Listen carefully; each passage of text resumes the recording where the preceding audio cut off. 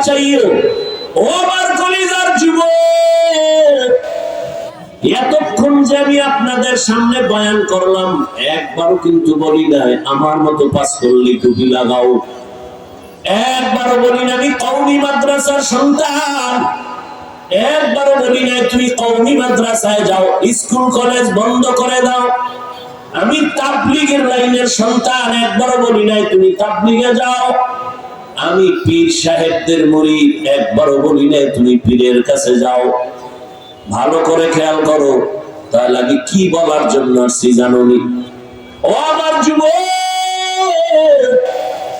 আমি তোমাকে সাপোর্ট দেওয়ার জন্য আসছি। জানি না বাংলাদেশে আর কোন বক্তা তোমাকে এইভাবে সাপোর্ট দিবে কিনা। বরং আমি দেওয়াতে অনেকে আমাকে বাধা দেয়, হাফিজ ভাই এত সাপোর্ট দিও না। কেমন সাপোর্ট দি জানো? আমি বলে, এই যুবকেরা জীবনে স্কুল ছাড়বি না, কলেজ ছাড়বি না। কোন বক্তায় কই বইয়া আমার এত করেন না। আমি বলি, যুবক স্কুলে পড়িস, কলেজে পড়, ছাড়িস না। অনুরোধ, মাদ্রাসায় যাওয়ার কোন দরকার নাই। নিয়ত করলে পাল্টায় ফেল। কারণ আমাদের মাদ্রাসায় ছাত্রের অভাব নাই, শিক্ষকের অভাব নাই, দেশে মাওলানার অভাব নাই, হুজুরের অভাব নাই। আমার দেশে আদর্শবান ডাক্তারের বড় অভাব। আমার দেশে আদর্শবান ইঞ্জিনিয়ারের অভাব, আদর্শবান এসপিডিসির অভাব। আর যদি আমার দেশের সব ওসিডিসি এসপি আদর্শবান হইতো, নামাজি হইতো, এই জমিনে কোরআনের বয়ান করতে কোনো অনুমতি লাগতো না। বেশি বেশি দরুদের আমল করবেন, দুনিয়াতেও অনেক লাভ, আখিরাতে তো আছেই। দরুদ এমন একটা পাওয়ারফুল আমল, যত আপনার দিলের তামান্না, যত মুসিবত, যত পেরেশানি, সবকিছুর সমাধানমূলক ঔষধ একমাত্র দরুদ শরীফের আমল। আল্লাহ বেশি বেশি দরুদের আমল করার তৌফিক দান করেন। সংক্ষিপ্ত সময় অনেক ওলামায়ে কেরাম আলোচনা করেছেন। আমি আপনাদের সামনে হাজির হয়েছি সংক্ষেপ দু চারটি কথা বলার জন্য। কোরআনে হাকিমের আয়াতে কারিমা এক টুকরো তেলাওয়াত করেছি, নবীজির হাদিস থেকে একটু হাদিস পড়েছি। আপনাদের অঞ্চলে আমাদের আসতে অনেক কষ্ট, যেটা ভাষা নাই বলার। না ঘুম নাটা, এই খানা খাইলাম এখন দুপুর, সারাদিন কোনো খানা তো আমরা খাই দুপুরের পরে নামাজ পড়ে, ফজর করেই ঘুম। তো সারাদিন আর কই, দুইটায় বিমান। তো ঘুমের থেকে উঠা 100 কিলোমিটার যাইতে যেই সময় না লাগে, আমাদের যাত্রাবাড়ির ওই অঞ্চল থেকে এয়ারপোর্টে আসতে তার ডবল সময় লাগে। এরপরে আসছি ঠিকই টাইম মতো, বিমান আবার দিলে ভিতরেই বসায় রাখছে আধা ঘন্টার উপর। এই জন্য মনে চায় না এই কষ্ট করে এত দূর।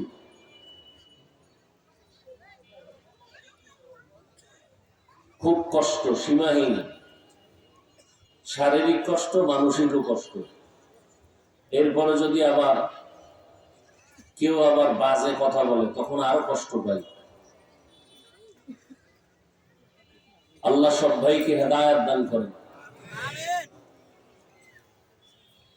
আল্লাহ বলেন, ইয়া আইয়ুহাল্লাযীনা আমানুত্তাকুল্লাহা ওয়াল তানজুর নাফসুম মা কদ্দামাত লিগাদিন ওয়াত্তাকুল্লাহ। হে দুনিয়ার মুমিন, তোমরা আল্লাহকে ভয় করো, তাকওয়া অর্জন করো এবং সামনের স্থায়ী জীবনের জন্য কি সম্বল সঞ্চয় করেছো এদিকে তুমি মনোনিবেশ হও, নজর দাও, খেয়াল করো। ওয়াত্তাকুল্লাহ, আবার আল্লাহ বলেন আমাকে ভয় করো, তাকওয়া অর্জন করো। ইন্নাল্লাহা খাবীরুম বিমা তা'মালুন, নিশ্চয়ই আল্লাহ তোমার সমস্ত কৃতকর্মের খবর ও গ্রিম জানেন। নবীজি বলেন, আর দুনিয়া সিজনুল মুমিন ওয়া জান্নাতুল কাফির, দুনিয়াটা মুমিনদের জন্য জেলখানা, বেঈমানদের জন্য শান্তির জায়গা, বালাখানা।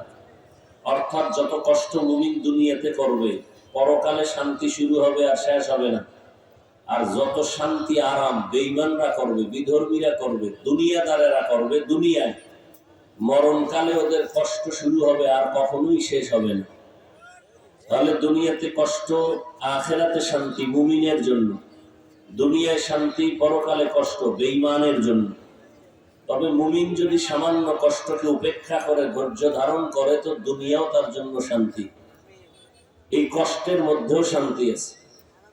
কেন? টাকা নাই, পয়সা নাই, বাড়ি নেই, গাড়ি নেই, কিন্তু কোরআনওয়ালা রসুলের আদর্শওয়ালারা এক জায়গায় হাজির হয়, যেখানে যায় সম্মান।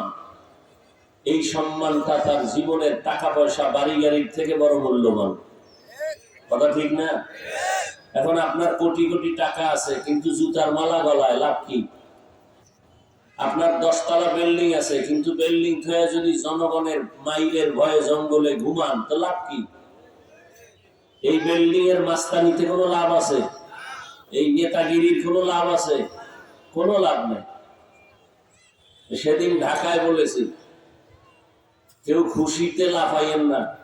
আলেমদের সাথে বেয়াদবি যদি করেন তো গাঁটটি আপনিও রেডি রাখেন, কোন সময় পালাতে হবে সময়ও পাবেন না। গাঁটটি রেডি রাখতে বলে দিছি সেদিন।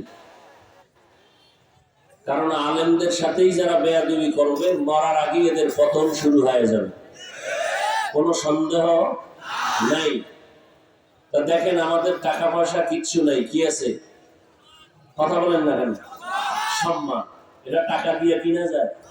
চেয়ারম্যানের চেয়ারের মেয়াদ শেষ, এমপির মেয়াদ শেষ, মন্ত্রীর মেয়াদ শেষ, এসপির মেয়াদ শেষ, কোরআনওয়ালার চেয়ারের কোনো মেয়াদই নাই। শেষ কিসের? এ সম্মান কে দিছেন? কথা বলেন। টাকা দিয়ে সম্মান কিনা যায়, তবে এর পরিণাম ফলে প্রথমে ফুলের মালা, ফাইনালে জুতার মালা। যারা টাকা দিয়ে সম্মান কিনে না, অর্থাৎ সম্মানের চেয়ারে আমি বসবো, কত টাকা লাগবে? আছে না নাই? এরা প্রথমে ফুলের মালা, ফাইনালে কি? জুতার মালা। আর আল্লাহ যাদের সম্মান দান করেন এরা দুনিয়ায় বাদশাহ, পরকালেও বাদশাহ। কথা ঠিক? এই জন্য আল্লাহ পাক বলেন, এই দুনিয়ার কোনো মূল্য আল্লাহর কাছে মশার ডানা বরাবরও নাই। এই দুনিয়া নামক গ্রহের কোনো মূল্য নেই। তো মুমিনের জন্য এই দুনিয়াটা জেলখানা, আর বেঈমানদের জন্য দুনিয়াটা পালাখানা। জেলখানার সাথে তুলনা দিলেন কেন নবীজি? জেলখানার সাথে তুলনা দিলেন এক কারণ হলো, জেলখানায় কোনো মানুষ ঢুকতে চায় না। ঠিক যারা আল্লাহর প্রিয় বান্দা মুমিন, এরাও দুনিয়া নামক জেলখানায় থাকতে চাইবে না। এরা প্রস্তুত থাকবে আখেরাতে মালিকের মোলাকাতে, জান্নাতের বাড়ি কখন যাবে। জেলখানায় আসামি ঢুকে পড়লে তার স্বাধীনতা থাকে না। ঠিক দুনিয়া নামক জেলখানায় যারা আল্লাহর প্রিয় বান্দা মুমিন হয়ে থাকবে, এদের কোনো স্বাধীনতা থাকবে না। স্বাধীনতা মানে মন চাইলেই খাবে, মন চাইলে ঘুমাবে, মন চাইলে হাঁটবে, মন চাইলে কথা বলবে। আর যারা মুমিন, মন চাইলেই কিছু করতে পারবে না, বলার আগে খেয়াল করবে আমার এই কথার দ্বারা আল্লাহ খুশি না বেজা। খানা আসলেই খেতে পারবে না, খেয়াল করবে খানা আমার জন্য হালাল না হারাম। হাঁটা শুরু করলে চিন্তা করবে কোন দিকে যাই, মন্দিরে না মসজিদে, কোন দিকে গেলে আল্লাহ খুশি। তাহলে স্বাধীন জীবন কারোর জন্য কিনা ভালো না। যারা বেপরোয়া চলে এরাই বেয়াদব হয়। এই কথা খেয়াল করিয়েন, যারা বেপরোয়া চলে স্বাধীন, এরা কি বেয়াদব। এদের জবাবদিহিতা নাই, কথার ব্যালেন্স নাই, চলাফেরার ব্যালেন্স নাই, রুজি রোজগারের ব্যালেন্স নাই, মা বাবার সাথে ব্যবহারের কোনো ব্যালেন্স নাই, আলেমের সাথে ব্যবহারের ব্যালেন্স নাই। বেপরোয়া ভাবে স্বাধীনভাবে যারা চলে এরা বেয়াদব। রাস্তায় কুত্তা ঘুরে, একটারও কোনো দাম নাই। মালিকের শিকল যেই কুকুরের গলায় লাগানো, এটার দাম। এটারে গালি দিলে বিচার হয়, এটারে গায়ে হাত দিলে মামলা হয়। কথা ঠিক? আকাশে অনেক পাখি উড়ে, কোনো মূল্য নাই। মালিকের খাঁচায় যে পাখি আটকানো, এটার মূল্য আছে। জঙ্গলে অনেক প্রাণী, কোনো দাম নাই। চিড়িয়াখানায় প্রাণী ঢুকছে তো দেখতে টাকা লাগবে। ঠিক এই জমিনে বহু মানুষ, কোনো মূল্য নাই। যে কালেমার রশি লাগাইয়া আজান হইছে, মসজিদে দৌড় দিছে, এটার দাম বেড়ে গেছে। কেমন দাম? নূরের তৈরি ফেরেশতার থেকেও বেশি। এমন দাম যে ফেরেশতারা একে সম্মান করে, মুমিন সম্মান করে, বেঈমানরা সম্মান করে। আরো যদি আল্লাহকে রাজি করে চলে তাহলে গরু সম্মান করবে, বাঘ সম্মান করবে। এক কথায় দুনিয়ার সব মাখলুক তাকে সম্মান করবে। তাহলে মানুষ সম্মান করা এটা কঠিন ব্যাপার। সব মানুষ সম্মান করে আমাকে, এটা বিশাল কিছু। এর মধ্যে যদি বাঘ সম্মান করে, গরু সম্মান করে, কুকুর সম্মান করে, এটা আরো অনেক বিষয়, কঠিন বিষয়। বলে এটা কেমনে? বলে এটা নজির আছে জমিনে, অভাব নাই। আমার কথা যদি বাঘ শুনে, এর থেকে আমার বাদশাহী আছে কিছু? আর আমি বড় বাদশাহ, এটাকে বলে মুকুটহীন সম্রাট। তোমার কথা শুনে ইউনিয়নের মানুষ, এমপির কথা শুনে তার আসনের মানুষ, সরকারের কথা শুনে দেশের মানুষ, তাও তার লাইন ছাড়া শুনলে বললেই মানববন্ধন, লাল পতাকা নিয়ে, বাতি নিয়ে আন্দোলন। আর আমার বাদশাহী কেমন? আলেমের বাদশাহ, যারা আল্লাহর প্রিয় বান্দা হয়, এদের কথা মুমিন শুনে, বেঈমান শুনে, মুমিনরা শুনে, নারীরা শুনে, পুরুষ শুনে, যুবক শুনে, বাচ্চারা শুনে, সম্মান করে, জঙ্গলের প্রাণীরাও শুনে। এর থেকে আর বড় রাজত্ব কি হতে পারে? এই রাজত্ব পেয়েছিলেন সুলতান মাহমুদ গজনবী, এই রাজত্ব পেয়েছিলেন বলখের বাদশাহ ইব্রাহিম ইবনে আদহাম, এই বাদশাহী পেয়েছিলেন ওমরে ফারুক, এই বাদশাহী পেয়েছিলেন কুতুবউদ্দিন বখতিয়ার কাকি। ভারতের মোগল সম্রাটের ইতিহাস পড়েন, মোগলদের জীবনী। ভারত শাসন করেছে মুসলমান, তাদের ইতিহাস, তাদের কথা জঙ্গলের প্রাণীরা শুনছে। কেন? আপনি যদি আল্লাহর কথা শুনে চলেন, আপনার কথা জঙ্গলের প্রাণী, নদীর মাছও শুনবে। কিন্তু আপনি তো আল্লাহটা শুনেন না, তো আপনার কথা অন্যেরা শুনবে কেন? শুনবে স্বার্থের কারণে। স্বার্থে আঘাত লাগলে উল্টা বিড়া। আর নিঃস্বার্থ ভাবে আপনাকে শুনবে, সম্মান করবে, এটা আল্লাহর দেওয়া, যদি আল্লাহকে মেনে চলে। আর সেই অর্জনটা করার জন্য একটা মেডিসিন লাগবে। এই মেডিসিনটা যেন আপনাদের অন্তরে যায়। এই আলেমগো কামি হইল এই বয়ান করে মেডিসিন অন্তরে ঢুকাইয়া দেওয়া। মেডিসিনের নাম তাকওয়া। মেডিসিনের নাম কি? আল্লাহ বলেন, ইন্না আকরামাকুম ইনদাল্লাহি আতকাকুম, আল্লাহর কাছে সবথেকে দামি, বেশি প্রিয় ওই মানুষ যার মধ্যে আছে আল্লাহর ভয়, তাকওয়া। আল্লাহ এজন্য বারবার বলেন, ও দুনিয়ার মানুষ, আমাকে ভয় করো, আমার ইবাদত করো। মুমিনেরও বলেন তাকওয়া অর্জন করো। দুনিয়ার সব মানুষের আল্লাহ তাকওয়ার বয়ান করেছেন। ইয়া আইয়ুহান নাস উবুদু রাব্বাকুমুল্লাযী খালাকাকুম ওয়াল্লাযীনা মিন ক্বাবলিকুম লাআল্লাকুম তাত্তাকুন। দুনিয়ার সব মানুষকে তাকওয়ার বয়ান দিলেন। শুধু কি তাই? যেই নবীজির কোনো গুনাহ নাই, কেউ যদি সন্দেহ করে তার ঈমান চলে যাবে। কেউ যদি বলে নবী গুনাহ করছেন, তার ঈমান থাকবে? ঈমান না থাকলে বিয়া হলে তার বউ তালাক। কারণ ঈমানদার আর বেঈমানে বিয়া থাকে না। তাহলে আপনি যদি এখন বেঈমান হয়ে যান, আপনার বউ মুমিন, বিয়া ভেঙে গেছে। কথা বুঝেননি? কথা হয় না। কি বুঝেন? নবীরে যদি কেউ গুনাহগার মনে করে, তার বউ কি তালাক হয়ে যাবে, কারণ বউ মুমিন। এই স্বামী নবীরে গালি দেওয়ার কারণে বেঈমান। মুমিনে আর বেঈমানে বিয়া থাকে না, নতুন করে আবার বিয়ার ময়দানে আসতে হবে। যেই নবীর কোনো গুনাহ নাই, সন্দেহ করলেও তার ঈমান চলে যাবে। সেই নবীকে আল্লাহ বলেন, ইয়া আইয়ুহান নাবিয়্যু তাকিল্লাহ ওয়া লা তুতি'ল কাফিরিনা ওয়াল মুনাফিকিন। হে নবী, আপনি তাকওয়া অর্জন করেন, কাফের মুনাফিকের অনুসরণ আপনি করবেন না রে নবী। কেমন মায়ার নবী আমার, আল্লাহর ভয় অন্তরে জমা করেছেন। এই কারণে রহমতের নবী মাঝে মাঝে আম্মা জান আয়েশার ঘরের মধ্যে বসে বসে কান্না করেন। আম্মা জান আয়েশা রাদিয়াল্লাহু তাআলা আনহা রহমতের নবীকে জিজ্ঞাসা করতেন, হে পয়গম্বর, আমার রুমের মধ্যে বসে আপনি কান্না করেন কেন? মায়ার নবী বলেন, হে আয়েশা, আমি তিনটা কারণে মাঝে মাঝে তোমার রুমের মধ্যে কান্না করি। এক কারণ, আমার খাদিজার কথা যখন মনে পড়ে আমি চোখের পানি ধরে রাখতে পারি না। আর একটা কারণ, তায়েফের ময়দানে আমার রক্ত ঝরানো দিনগুলো যদি আমার মনে পড়ে চোখের পানি ধরে রাখতে পারি না। আর একটা ভয়, হাসরের ময়দানে আমার উম্মতের কি হালাত হবে, সূর্যের গরম, জাহান্নামের গরম, ওই চিন্তা যখন আসে চোখের পানি ধরে রাখতে পারি না। আর কে দাঁড়ান খৌফে হকদার দিল মাদাম জান্নাতুল মাওয়া দেহত ও রামকাম জুজবা হকচি জে মখাজ ইনসুজা ফজলে উ আমস্তে দর জুমলা জাহা।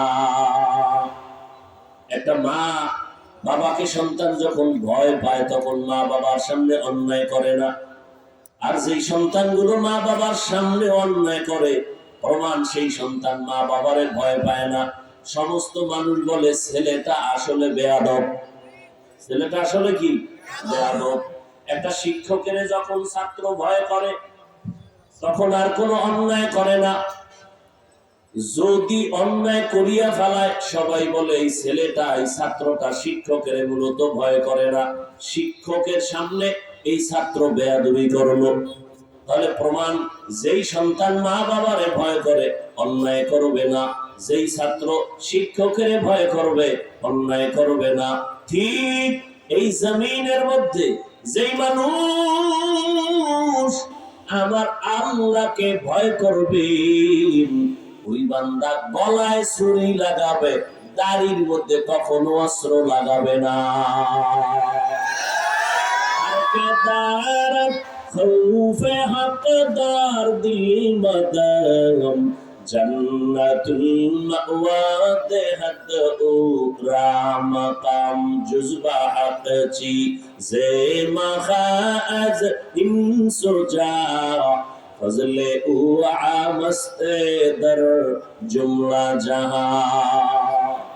দুনিয়া নামক গ্রহর কোনো মূল্য আল্লাহর কাছে নাই, তো আল্লাহ পাঠাইলেন কেন?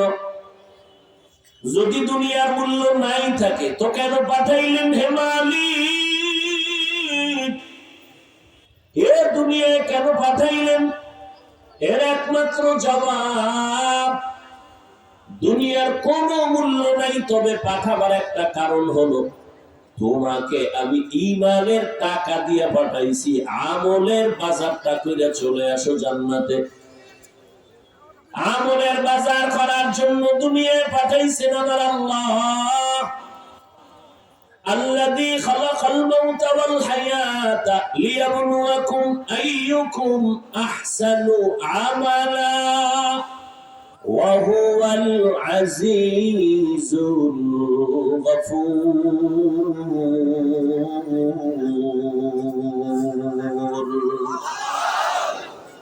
আল্লাহ তাআলা বলেন আমি মানুষ বানাবার এক কারণ, আমলের পরীক্ষা দেওয়ার জন্য আমি পাঠাইলাম, দেখবো কে উত্তম আমল করে। আল্লাহ পাঠাইছেন আমলের বাজার করার জন্য, আর আপনি বয়ান দেন আমল লাগে না। আফসোস, বড় আফসোস। অথচ আমল লাগে মানে শুধু ফরজ না, বেশি বেশি নফলও করতে হবে। কেন? কিয়ামতের ময়দানে যেদিন আপন কেউ থাকবে না, সমস্ত নবীদের কান্নার আওয়াজ, রহমতের নবী বলেন সেই দিন ফরজ আমলের যত ঘাটতি হবে, ওই ঘাটতি পূরণের জন্য আল্লাহ পাক নফল আমল দিয়ে পূরণ করবে। ফরজ আমলের ঘাটতি পূরণ করতে কি লাগবে? কে বলে আপনাদের আমল লাগে না? আল্লাহ কয় আমলের পরীক্ষার জন্য পাঠাইছে। আর ওই আয়াতটা তো সবাই জানেন, মা খালাকতুল জিন্না ওয়াল ইনসা ইল্লা, এর অর্থ কি? আল্লাহ মানুষ পাঠাইছেন ইবাদতের জন্য। ইবাদত কি? বিড়ি টানা, গাঁজা খাওয়া, বেপরদায় আড্ডা দেওয়া, সারা রাত দরজা আটকাইয়া ঘরের মধ্যে মোবাইলে জেনা করা, ইবাদত মানে কি? কে বলেছে আমলের দরকার নাই? এখানে আপনারা অনেক শিক্ষিত, বাপ ইসলাম সম্পর্কে যতটুকু জানেন না জানেন, সত্য কথাটা বলেন তো। ইশরাক, আওয়াবিন, চাষ, তাহাজ্জুদ আমার রাসূল পড়েছেন? বলেন। সাহাবায়ে কেরাম এই নফল আমল করেছেন? আপনি কি তাদের থেকে মহাপণ্ডিত? এত বড় দুঃসাহস আপনার কেমনে হলো? কে আপনাকে এই বয়ান দিল যে আমল লাগে না? স্পষ্ট আয়াত, ইবাদতের জন্য মানুষ আল্লাহ বানাইছেন। জীবনে যা করবেন সব ইবাদত। বাথরুমে যাবেন ইবাদত, ঘুমাবেন ইবাদত, খানা খাবেন ইবাদত, খাবেন না ইবাদত, রাজনীতি করবেন তাও ইবাদত। তবে ধান্দাবাজি, চান্দাবাজি এটা ইবাদত না, এটা জুলুম। সুলাইমান নবী যে রাজনীতি করছেন কোরআনে আছে, এটা ইবাদত। ইউসুফ নবী মিশরে যে রাজনীতি করছেন কোরআন শরীফে আছে, এটা ইবাদত। মদিনার রাসূল যে রাষ্ট্র চালাইছেন ওই রাজনীতি, এটা ইবাদত। আবু বকরের রাজনীতি ইবাদত, ওমরের রাজনীতি ইবাদত। নমরুদ, ফেরাউন, হামান, গাদ্দাফি, সাদ্দাম, বুশের রাজনীতি এটা জুলুম। এটা চান্দাবাজি আর ধান্দাবাজি ছাড়া কিছু না। আল্লাহ হেদায়েত দান করুন। তাহলে প্রত্যেকটা কাজ ইবাদত, তবে মন গড়া করলে হবে না, হতে হবে একমাত্র মদিনাওয়ালা রাসূলের আদর্শ অনুযায়ী। নবীর আদর্শে হাসেন ইবাদত, নবীর আদর্শ মেনে কান্না করবেন ইবাদত, নবীর আদর্শ মেনে পানি পান করবেন ইবাদত। আর নবীর আদর্শ বাদ দিয়া হজ করলেও ইবাদত হবে না, নবীর আদর্শ বাদ দিয়া নামাজ পড়লেও ইবাদত হবে না। আর নবীর আদর্শ ঠিক রেখে দোকানদারি করবেন ইবাদত, নবীর আদর্শ ঠিক রেখে কলেজে পড়বেন ইবাদত। বিস্তারিত বুঝাবার টাইম নেই। অতএব আমি যেটা বুঝাতে চাই, আমল লাগবেই, শুধু ফরজ না, বেশি বেশি নফল। কারণ ফরজ আমলের ঘাটতি পূরণের জন্য কিয়ামতে আল্লাহ রাসূল বলেন নফল লাগবে, নফল দিয়া ফরজের ঘাটতি পূরণ হবে। এই জন্য সামনে রমজান আর কয়েকদিন পরে একটা নফল আমলের মূল্য কত রমজানে জানেননি? ফরজের সমান। কি সমান? ফরজের সমান একটা নফল। এবার বুঝেন নফলের দাম কত। আর একটা ফরজ 70 গুণ বেশি সওয়াব, 70 গুণ বেশি। কোন টাইমে, কোন মাসে? রমজান। আপনাকে কে বলে আমল লাগে না? রহমতের নবী বলেন রজব মাস আমার আল্লাহর মাস, শাবান চলতেছে এটা আমি মুহাম্মদের মাস, রমজান আসবে এটা আমার উম্মতের মাস। রজবের চাঁদ আসলে রহমতের নবী দোয়া শুরু করতেন, আমল বাড়ায় দিতেন। আল্লাহুম্মা বারিক লানা ফি রাজাব ওয়া শাবান ওয়া বাল্লিগনা রমাজান। এই দোয়াটা আপনারা পারেন না? বলেন, পারেন না? অনেকেই পারেন, করেন না। জিগাইলে বলে পারি তো। এই পারা ইবলিসও পারছে, লাভ কি? পারতে পারতে গিয়া আল্লাহর সাথে এক বেদবি কইরা সব শেষ। পারি তো এই কথায় দাম নাই, পড়ি তো এই কথায় দাম। হাঁটতে চলতে সবসময় দোয়া, আল্লাহুম্মা বারিক লানা ফি রাজাব ওয়া শাবান। হেদায়ার মালিক, রজবে বরকত আমাকে দান করো, শাবানে বরকত দান করো, রমজানে বরকত দান করো বলে নাই, খেয়াল করছেন? শাবানে বরকত দান করো, রজবে বরকত দান করো, রমজানে বরকত দান করো বলে নাই। রমজানের ব্যাপারে নবী বলেন আবাল্লিগনা রমাজান, আমাকে রমজান পর্যন্ত পৌঁছাইয়া দাও। কারণ ওখানে বিস্তারিত রহমত আর বরকত অল্প না, ওখানে সীমাহীন। অতএব ওখানে ঢুকাইয়া দাও, যা করার করে ফেলবো। হায়াত যদি কম থাকে বাড়াও, মরণটা যদি হয়তো রমজানে হয়, কারণ রমজানে জান্নাতের দরজা খোলা, জাহান্নামের দরজা বন্ধ, ইবলিসের আটকায় রাখছে। রমজান এমন দামি এক মাস, প্রত্যেকটা মুহূর্তে মুহূর্তে বান্দার আমল নামায় সওয়াব আর সওয়াব। রোজাদার খালি ঘুমায় থাকবে, তারপরও নেক আমল লেখা শুরু হবে, শেষ হবে না। রোজাদার খানা খাবে, ইবাদত সওয়াব আর সওয়াব। রোজাদার কিছু পড়ে না, শুধু ঘুমাইয়া থাকবে, তাতেও পুরস্কার। দুনিয়াতে যত আমল, সব আমলের পুরস্কার আল্লাহ মাধ্যমে দিয়েছেন, আর রোজার পুরস্কারের কোনো মাধ্যম নাই। আল্লাহ বলেন আস-সাওমু লি ওয়া আনা আজজি বিহি, ওয়া ফি রাওয়ায়াতিন আস-সাওমু লি ওয়া আনা উজজা বিহি। আল্লাহর নবীকে আল্লাহ বলেন জানাইয়া দেন, যারা রোজা রাখবে, রোজার পুরস্কারের কোন মাধ্যম নাই, রোজার পুরস্কার আমি আল্লাহ নিজের হাতে দিব। আর এক ব্যাখ্যা হলো, রোজাদারকে বলে দেন হে নবী, রোজাদারকে বলে দেন হে রোজাদার, আমি আল্লাহ তোমার, আর তুমি রোজাদার আমি আল্লাহ। তুমি রোজাদার আমি আল্লাহ, অর্থাৎ রোজাদার তোমার আর কেউ নাই, আমি তোমার হয়ে গেলাম, তুমি আমার হয়ে গেল। তাহলে আল্লাহ যদি আমার হয়, আর কোনো টেনশন আছে? কথা বলেন। ইয়া ইলাহি মুঝসে মুঝকো দূর কর, তাকে দেখো মুঝ में तुझको एक नजर, या इलाही तू मेरा महबूब है, या इलाही तू मेरा माशूक है।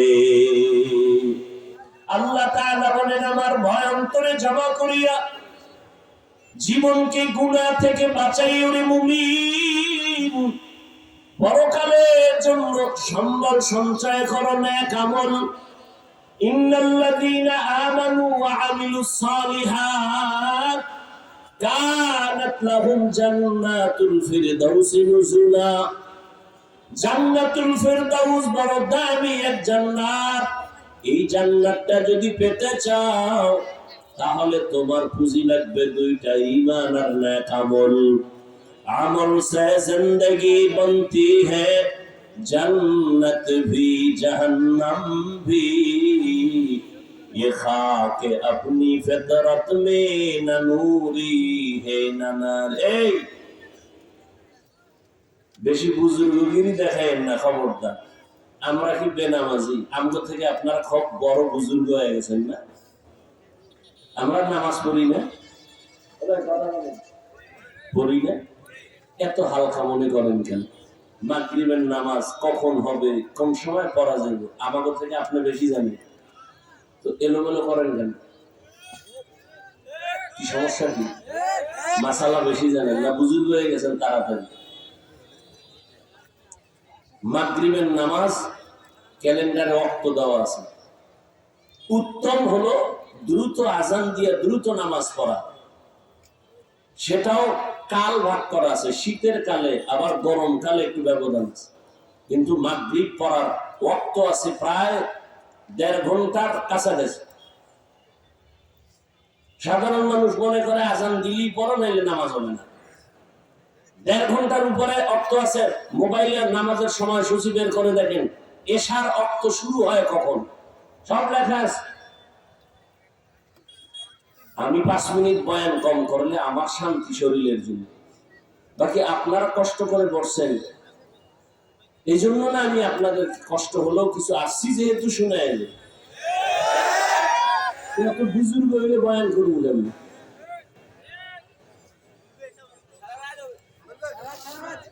ইয়া আইয়ুহাল্লাযীনা আমানুত্তাকুল্লাহ, ও মুমিন আল্লাহকে ভয় করো। ওয়ালতানজুর নাফসুম মা কদ্দামাত লিগাদিন ওয়াত্তাকুল্লাহ, পরকাল জীবনের জন্য কি অর্জন করেছো হিসাব মিলাও। ওরে যারা দুনিয়ার পেছনে ঘুরে ঘুরে আখিরাতকে ভুলছো, যারা দুনিয়া দুনিয়া জিকির করে, ওরা দুই জিনিস চায়। কয় জিনিস? আখিরাতের চিন্তা বাদ দিয়া যারা শুধু দুনিয়া দুনিয়া দুনিয়া দুনিয়া জপে, এদের টার্গেট দুইটা, এক হলো শান্তি আর এক হলো সম্মান। কিন্তু আল্লাহর কসম, একটা দুনিয়াদারের সম্মানেও নাই, শান্তিতেও নাই। আপনি উপরে দিয়ে দেখেন প্রিন্স প্রিন্স ভাব, ভিতরে জইলা পিরার কলিজা নাই, কারণ মাইয়ার জ্বালা, ছেলের জ্বালা, বউয়ের জ্বালা। এবার আছে উপরের জ্বালা, সম্পদের উপরে মামলা, এর উপরে হামলা। মারার জন্য নতুন দুশ্মন ভাড়া করা লাগবে না, যাগো টাকা খাওয়াইয়া পালে এরাই এরে মারবে। আমি কি বানায় বলতেছি এগুলো? এই ফ্যাশন নাই দুনিয়ায়। বন্ধুকে বন্ধু মারে, আলাদা শত্রু লাগে না। কার পেছনে ঘুরে নামাজ ছেড়েছ, কার পেছনে ঘুরে দাড়ি কেটেছ, যার পেছনে ঘুরো সে তোমার স্বার্থপর। এক প্লেটে খাও, মনে রাখিও ওই স্বার্থপরের আঘাত যদি একটু লাগে স্বার্থে, কল্লা কেটে ফেলবে, শুধু দল থেকে নাম কাটবে না। এটা সোনার বাংলার রাজনীতি। দল থেকে নাম কাটে না, কি কাটে? তোরে মারার জন্য আলাদা শত্রু লাগবে না, তোর বন্ধুই যথেষ্ট। যেদিন ভাগে কম পড়বে, গোপন মিটিং করে বলবে ওকে মাইনাস কর। কেন ভাগে কম? এগুলি চলে না, চলে না। আমি বানায় বলতেছি। এই জন্য কালকেও বলছি, এই জমিনে তোমার কলিজার আপন, একমাত্র নিঃস্বার্থ আপন ওলামায়ে কেরাম যারা, কেউ নাই, সব স্বার্থপর। একমাত্র নিঃস্বার্থ ওলামায়ে কেরাম এ জাতির বন্ধু। আচ্ছা, আমাকে 1 মিনিটে একটা জবাব দাও। সরকারি চাকরি যারা করে বা বেসরকারি করে, ডিউটি কয় ঘন্টা? যারা জানেন বলেন। সর্বনিম্ন বেতন কত? নিম্ন বেতন কত? 20,000। হ্যাঁ, 12,000। ওই 12,000। 8 ঘন্টা ডিউটি, 12,000, 15,000, 20,000 বেতন। টেবিলের তলে ওর মা আর খালুরা কত মুক্তা ধুইয়া যায়, ওটি তো খাবেই। কথা বলেন না কেন? এবার বলো, মসজিদের ইমামের ডিউটি কয় ঘন্টা? বেতন কত? এর থেকে আর জুলুম এই জমিনে কি হতে পারে? রিমান্ডে রাখে ইমামরে কেন? শিয়ালের রাতে মুরগি, তারাতে মুরগি। শিয়ালের কয় মুরগি দিলাম আমানত, 3 দিন পরে নিমু। শিয়াল কয় দোয়াও চাই, মা বসাই। 1 সেকেন্ড তো না, ওটা পেটের ভিতরে কিমা হয়, আমানত আছে। শিয়ালের হাতে মুরগি আমানত দিলে যা হবে, হারামখোর দুনিয়াদারের হাতে ধর্মের চাবি দিলে তাই হবে। দিছে কে? জিবরাইল। কারা দিছে? হ্যাঁ, আমরা খেতে লজ্জা লাগে। ভোটের আগের রাত্রে টাকা খাইছো পায়খানার নামে, তাতে লজ্জা লাগে নাই? বাথরুমে গিয়ে 10 গ্রাম পায়খানা খাইয়া হালাল সাবান দিয়ে কুলি করলে গন্ধ থাকতো না। আর এই ভোটের আগের রাত্রে যারা টাকা খায়, এগুলো গন্ধ জাহান্নামের আগুন ছাড়া যাবে না। আল্লাহ হেদায়েত দান করুন। চেয়ারম্যানরে গালি দাও কেন? জনগণ হারামখোর হলে নেতাও হারামখোর হবে। লিখে রাখো কথাগুলো। জনগণ সুদখোর হলে নেতাও সুদখোর হবে। চেয়ারম্যান আগে হারাম খাইছে না জনগণ খাইছে? জনগণ জনমের মতো খাইয়া চেয়ারম্যানরে শিখাইছে, আমগো চেয়ারে বইলে তুইও আমগোটা খাবি। এই জন্য বললাম, জনগণ যদি হারামখোর হয়, দায়িত্বশীলরাও হারামখোর হবে। আমালুকুম উম্মালুকুম। আল্লাহ হেদায়েত দান করে। চেয়ারম্যানরে গালি দাও কেন? এই দেশের কপাল পুড়ছে জনগণ তোমার কারণে। কাকে গালি দাও? নিজেরে গালি দাও, আর কেউকে দিও না। তাহলে 8 ঘন্টা ডিউটি করে 20,000 বেতন, 15,000 বেতন, আর পুরা 24 ঘন্টা ডিউটি করে ইমাম, বেতন 5,000। সভাপতি দেন কত? কয় 100। বাকি কত? কয় 6 মাস। সেক্রেটারি 50। রিক্সাওয়ালা ইমাম সাহেব এক ওয়াক্ত না থাকলে ধমক। কে তুমি? বলে আমি রিক্সা চালাই। তুমি ধমক দাও কেন? আমি মাসে 5 টাকা বেতন দেই। এরকম বেয়াদব আছে না নাই? আল্লাহ বিবেক দিছে মানুষকে, কোন পশুকে দেয় না। একটু চিন্তা করেন তো। 8 ঘন্টা ডিউটির উপায় কি? আর 24 ঘন্টা ডিউটি করে কি রিমান্ডে রাখা হয়? এরপরে ইমাম সাহেব কোনোদিন কারো বিরুদ্ধে বয়ান করছে, বদদোয়া করছে? মোনাজাতটা দিলেই খালি দোয়া, আয় আল্লাহ এলাকায় শান্তি দান করো, ব্যবসায় বরকত দাও, কবর আলাদের মাফ করে দাও, অসুস্থ রোগীদের সুস্থ বানাও। এই জন্যই বলেছি স্বার্থ ছাড়া তোমার আপন বন্ধু হলো উলামায়ে কেরাম। উলামায়ে কেরাম কলিজা দিয়া দোয়া করে, বিনিময়ে কিছুই চায় না রে যুবক। অতএব তুমি এখনো সময় আছে, নবীর আদর্শের জীবনটায় নিজেকে তৈরি করো। কয়দিন আর বাঁচবারে বাবা? ইদানিং কালে যত মরণের খবর দেখি, অধিকাংশ যুবকেরা মরে বেশি এবং সুস্থ মানুষ, অসুস্থরা কম মরে। সুস্থ মানুষ হঠাৎ নাই, কেউ হঠাৎ নাই কেন? রোগ আছে, রোগ নাই তো হঠাৎ মরলো কেন? নতুন এক রোগ আসছে জমিনে, হঠাৎ রোগ। তো হঠাৎ রোগের নাম কি? স্ট্রোক। আর সারা রাত মোবাইলে জিনা কর, সারা রাত চোখের জিনা, হাতের জিনা, কানের জিনা, অন্তরের জিনা, সারাটা রাত মোবাইল দিয়ে কবিরা গুনাহ দেখছো। চেহারার মধ্যে নূর নাই, কিডনি দুর্বল, হার্ট দুর্বল, মেধা দুর্বল, চোখের পাওয়ার দুর্বল, কানের পাওয়ার দুর্বল। আমি হুজুর হইয়া বলি, তুমি মানতে চাও না। আজকে বাসায় যাই গুগলে লেখবা, টাচ মোবাইল দেখলে শরীরের অঙ্গের কি কি ক্ষতি হয়, চিকিৎসা বিজ্ঞানীরা লিখে রাখছে। আমার দুঃখ লাগে, বাঁচতে চাও অনেক দিন, কিন্তু মেশিন লইয়া ঘুরো, তাড়াতাড়ি মরার মেশিন। তাড়াতাড়ি মরার এক মেশিন মোবাইল, আর এক মেশিন যুবকের জন্য বাইক। বাঁচতে চায় বেশি, এমন বোকা আর আহমক। বাঁচতে চায় অনেক দিন, কিন্তু যেই মেশিন লইয়া ঘুরে, এটি কি? দ্রুত মরার মেশিন। মোবাইলে তোরে দ্রুত পঙ্গু বানায় ফেলবে, চোখের পাওয়ার থাকবে না, কানলেও কাজ হবে না, অল্প দিনে তোর পাওয়ার শেষ। না যৌবন, না জীবন, না লেখাপড়া, না চরিত্র, সব শেষ। কিডনি দুর্বল, হার্ট দুর্বল, মেধা দুর্বল, চোখ দুর্বল। স্টক করবি না, করবি কি? আর বাইকে উঠলেই তো শরীর থেকে খালি আগুন বাইর হয়, কোনো শীত নাই দেশে। চাদর মাদর ফালায় দেয়, কোনো শীত নাই, গরম। আর পেছনে যদি বিপরীত কোনো পাস থাকে তো আরো গরম। গিয়েই রোডের সাথে এক জায়গায় মইরা, হুন্ডা এক পাশে আর ও আর এক পাশে বইরে গেছে। আমি বানায় বলতেছি। তাহলে একটা অনুরোধ করে যাই, নীলফামারীর মুসলমানেরা, বাসায় যখন বাড়াবি, যুবকদেরকে বলছি, বের হবি, মা বাবার থেকে চির বিদায় নিয়ে বের হইস। কারণ তোকে আর হায়াতের গ্যারান্টি নেই। কোন হুজুর দোয়ায় কাম হইতো না, সারা রাত যে আকাম করো মোবাইলে, কোনো দোয়া কামে লাগতো না তো তোদের জন্য। এই জন্য মা বাবার থেকে বিদায় যদি না নিতে পারো, এই জন্য বের হওয়ার সময় বিদায় নিয়ে যাবি, মা আর ফিরে আসতে নাও পারো। কারণ মরণ মেশিন দুইটা লইছি, এক বাইক আর একটা কি মোবাইল। মর। ইয়া আইয়ুহাল্লাযীনা আমানুত্তাকুল্লাহ, আমার আল্লাহকে ভয় করিও, আর গুনাহ থেকে নিজেকে বাঁচাইও। ও আমার কলিজার যুবক, এতক্ষণ যে আমি আপনাদের সামনে বয়ান করলাম, একবারও কিন্তু বলি নাই আমার মতো পাঁচকল্লি টুপি লাগাও। একবারও বলি না আমি কওমি মাদ্রাসার সন্তান। একবারও বলি নাই তুমি কওমি মাদ্রাসায় যাও, স্কুল কলেজ বন্ধ করে দাও।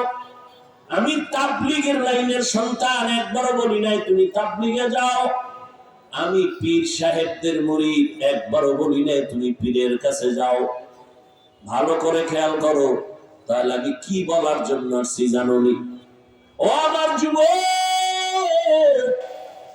আমি তোমাকে সাপোর্ট দেওয়ার জন্য আসছি।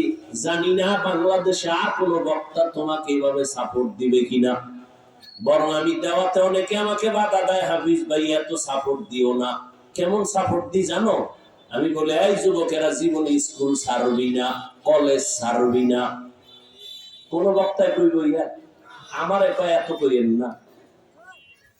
আমি বলি যুবক, স্কুলে পড়িস, কলেজে পড়, ছাড়িস না। অনুরোধ, মাদ্রাসায় যাওয়ার কোনো দরকার নাই, নিয়ত করলে পাল্টায় ফেল। কারণ আমাদের মাদ্রাসায় ছাত্রের অভাব নাই, শিক্ষকের অভাব নাই, দেশে মাওলানার অভাব নাই, হুজুরের অভাব নাই। আমার দেশে আদর্শবান ডাক্তারের বড় অভাব, আমার দেশে আদর্শবান ইঞ্জিনিয়ারের অভাব, আদর্শবান এসপিডিসির অভাব। আর যদি আমার দেশের সব ওসিডিসি এসপি আদর্শবান হইতো, নামাজি হইতো, এই জমিনে কোরআনের বয়ান করতে কোনো অনুমতি লাগতো না।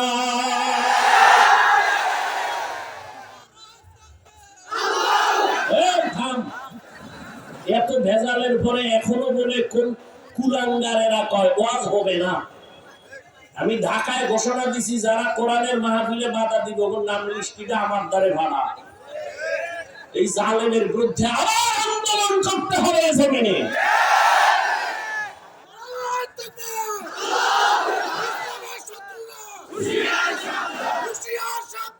ভাইরা আমার, তুমি স্কুলে পড়ো, কলেজে পড়ো, চাকরি করো, ব্যবসা করো, কোনো বাধা নাই।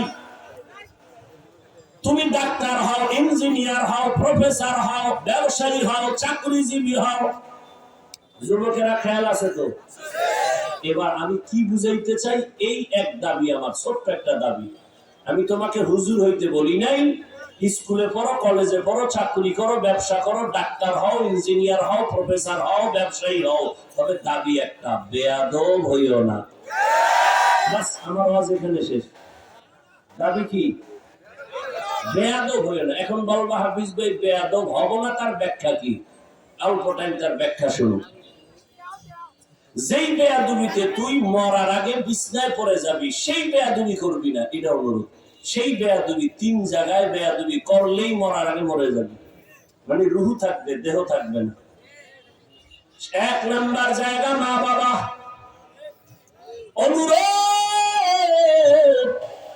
মা বাবার সাথে বেয়াদবি করলে মরার আগে জীবন ধ্বংস।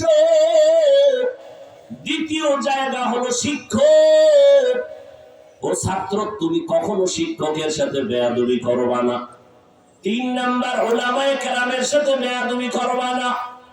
যদি মা বাবার সাথে খারাপ আচরণ করো, মা বাবা কষ্ট পায়, যদি বলে আহ, এটা একটা আগুন, এই আগুনটা তোর কপালে লাগলেই তুই শেষ। শিক্ষক যদি কষ্ট পায়, বলে আহ, আগুন লাগলেই তোর লেখাপড়া শেষ। আলেম যদি কষ্ট পেয়ে চোখের পানি ছেড়ে বলে আহ, লাগলেই তোর জিন্দেগি বরবাদ।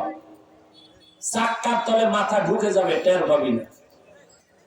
অতএব অনুরোধ করে বলছি, যুবক, আদর্শবান ডাক্তার হইও,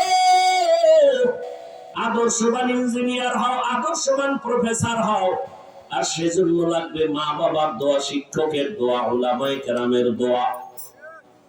এবার বলবো এটা কেমনে সম্ভব? এবার বাস্তবে একটু উদাহরণ দেই। তোমার মতো যুবক, সত্য কথা বলিও, তোমার মতো যুবক স্কুলে পড়ে, কলেজে পড়ে, চাকরি করে, ব্যবসা করে, সত্য বলো, তোমার মতো যুবক জীবনে মাদ্রাসায় পড়ে নাই, স্কুল কলেজে পড়িয়াও 5 ওয়াক্ত নামাজ পড়ে আসেনি। শেষ। আর কি অশুনবি? এটাই তোর জীবনের বড় আজ। মানতে পারলে রেডি জান্নাত। মনের যদি খালি বুঝাও, আমার মতো যুবক স্কুল কলেজে পড়ে যদি নামাজ পড়ে, আমি কেন পারি না? তোমার মতো যুবক যদি র্যাব, আর্মি, পুলিশ, বিডিআরের চাকরি করে, ডাক্তার, প্রফেসর, ইঞ্জিনিয়ার হয়ে নামাজ পড়ে, বলো বাবা তুমি কেন পারো না?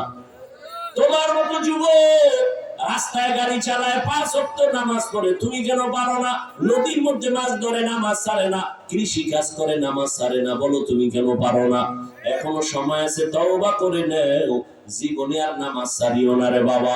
আর দাড়ি কাটিও না, মা বাবা কষ্ট দিও না, শিক্ষকের কষ্ট দিও না, উলামায়ে কেরামের দোয়া নিয়ে চলো। তোমার মতো যুবক স্কুল কলেজে পড়িয়াও নামাজ পড়ে, ব্যবসা করে, চাকরি করে, নামাজ পড়ে, তুমি কেন পারবা না? এখনো সময় আছে, জীবনে তো কম গুনাহ করো নাই, মনের চাহিদা পূরণ করিয়া। মনে চাইছে দাড়ি কাটবা, কেটে ফেলেছো, নামাজ ছাড়বা, ছেড়ে দিয়েছো। এখন থেকে তওবা করো, যদি কপাল ভালো চাও।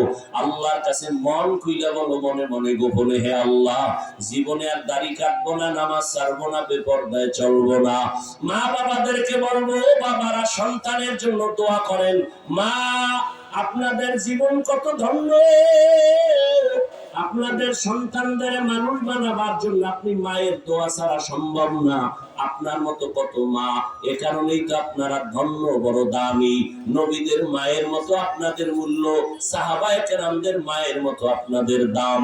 আপনারা তো খাদিজা রাদিয়াল্লাহু আনহার মতো দামি, ফাতেমা রাদিয়াল্লাহু আনহার মতো দামি, আপনারা তো আয়েশা রাদিয়াল্লাহু আনহার মতো দামি। আপনারা একটা সন্তানকে ডাক্তার বানাবেন, বেয়াদব যেন না হয়। সন্তানের ব্যবহারে কোনোদিন মা বাবা, শিক্ষক, আলেম যেন কষ্ট না পায়। আপনি এমন একটা সন্তানকে ডাক্তার যদি বানায় যান, কোরআন পড়িয়া মা বাবার জন্য সন্তান দোয়া করবে, নামাজ পড়বে, জীবনটা সফল হয়ে যাবে। ও পর্দার আড়ালের মা বোনেরা, আপনার মতো কত মা, কত বোন এই অঞ্চলে এখনো আছে, বেপর্দায় চলে না, স্বামীর মাল নষ্ট করে না, মোবাইলে সময় নষ্ট করে না, নামাজ ছাড়ে না। আপনারা কেন পারবেন না? এখনো সময় আছে, তওবা করে নেন। সন্তান যাদের আছে, নেককার সন্তান বানাবেন, আদর্শওয়ালা ইঞ্জিনিয়ার বানাবেন, জীবন সফল হবে। মা বাবার দোয়া নিয়ে সন্তানকে দুনিয়ায় আলেম শিক্ষকের দোয়া নিয়া আদর্শওয়ালা বানায় যাবেন, জীবন বড় ধন্য হবে। ও যুবক বাবারা, এখনো সময় আছে, তওবা করো অন্তর দিয়া। আল্লাহ যদি কবুল করেন, আল্লাহকে যদি বলতে পারো, হে মালিক, মরিয়া গেল আর দাড়ি কাটবো না, নামাজ ছাড়বো না, বেপরদায় চলবো না, মা বাবার সাথে বেয়াদবি করবো না, মা বাবার দোয়া নিয়ে, শিক্ষকের দোয়া নিয়ে, উলামায়ে কেরামের দোয়া পরামর্শ নিয়া, নবীজির আদর্শ অনুযায়ী জীবন চালাবো। যদি নিয়ত করতে পারো খাঁটিভাবে, মুনাফিকি যদি অন্তরে না থাকে, আমার আল্লাহ মুহূর্তে তোমার গুনাহ মাফ করে দিবেন। তবে সবার কপালে তওবা নসিব হবে না রে বাবা। যাদের কপাল ভালো তারাই তওবার দরজায় আসবে। যাদের অন্তর তৈরি হয়ে গেছে তওবা করার জন্য, শুধু তাদেরকেই বলবো, খাঁটি তওবার নিয়তে দুটো হাত আমার আল্লাহকে দেখাইয়া দাও।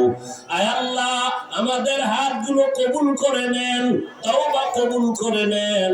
তওবার উপরে মজবুত হইয়া চলার আমাদের সবাইকে তৌফিক দান করেন, আমিন। আলহামদুলিল্লাহি রাব্বিল আলামিন, والصلاة والسلام على سيد الأنبياء